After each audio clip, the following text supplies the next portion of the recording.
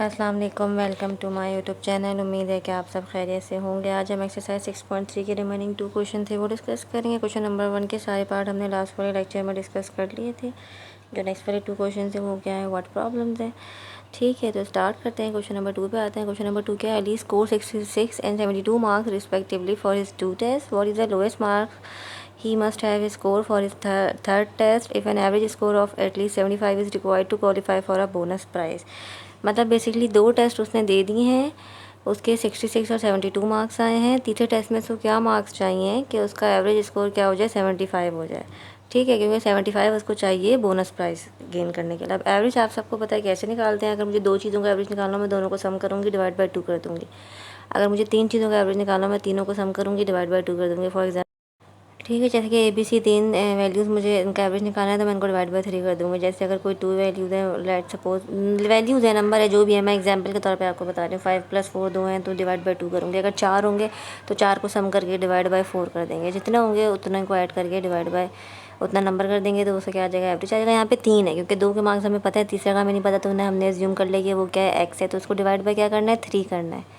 क्योंकि क्या है, 3 है, एवरेज निकालना है, तो डिवाइड बाई 3 करना है। अब वो कंडीशन क्या दी हुई है कि एटलीस्ट 75 एवरेज स्कोर क्या हो, एटलीस्ट 75 हो, यानी कम से कम 75 हो, ज़्यादा से ज़्यादा कितना भी हो सकता है। यानी जो मेरे पास लेफ़्ट साइड वाली वैल्यू है वो या तो 75 हो या उससे ज़्यादा, तो ग्रेटर का मुँह किस तरफ होगा, लेफ़्ट साइड वाले पर होगा। ये बात समझ में आई। और नीचे लाइन मैंने क्यों लगाई है आपको पता है, ग्रेटर देन इक्वल टू का मतलब इसमें 75 भी इंक्लूड है। अगर मैं खाली ग्रेटर देन लगाऊंगी तो इसमें 75 इसका मतलब इंक्लूड नहीं है, लेकिन उन्होंने बोला एटलीस्ट 75, यानी कि 75 इसमें क्या इंक्लूड है, इसलिए मैंने नीचे एक लाइन लगा दी। इसका मतलब 75 भी हो सकता है और उससे ज़्यादा भी हो सकता है। साइन देखें, ये ग्रेटर देन, लेस देन, और ये ग्रेटर देन इक्वल टू, मतलब इसमें जो आगे राइट साइड पे वैल्यू लिखी है वो भी उसमें क्या है, इंक्लूड है। ठीक है, अब सिंपल क्या करना है, कुछ नहीं करना है, इसकी वैल्यू निकालनी है और पता चल जाएगा कि हमें कितने कम से कम मार्क्स चाहिए थर्ड टेस्ट में। सिंपल क्या किया, 3 डिवाइड हो गया, 75 के साथ जाके उसको मल्टीप्लाई कर दें। ठीक है, 75 के साथ जाके हमने उसको मल्टीप्लाई कर दिया लेफ़्ट साइड पे जो। ठीक है, अब उसको मल्टीप्लाई कर लें, तो 75 को जब मैं 3 से मल्टीप्लाई करूँगी तो मेरे पास आ जाएगा 5, इधर आएगा 225 आ गया। ठीक है, अब जो 2 नंबर्स वहाँ पे ऐड हो रहे हैं एक्स के साथ, उनको इधर ला के 66 और 72 को इधर 225 के साथ हम क्या कर देंगे, माइनस कर देंगे, क्योंकि हमें निकालनी है एक्स की वैल्यू निकालनी है, यानी हमें थर्ड टेस्ट में जितने मार्क्स चाहिए वो निकालने हैं।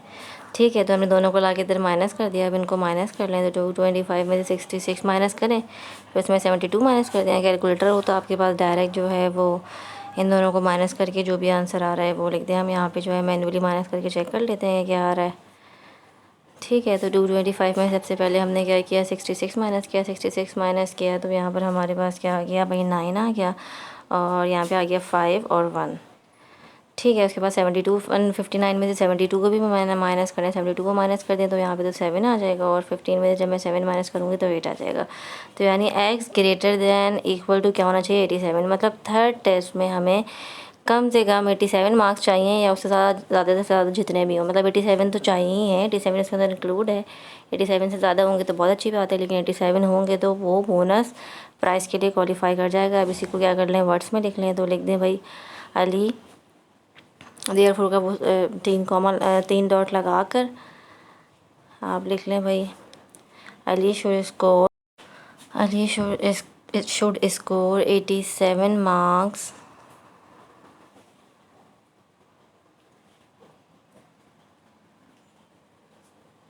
ठीक है, 87 मार्क्स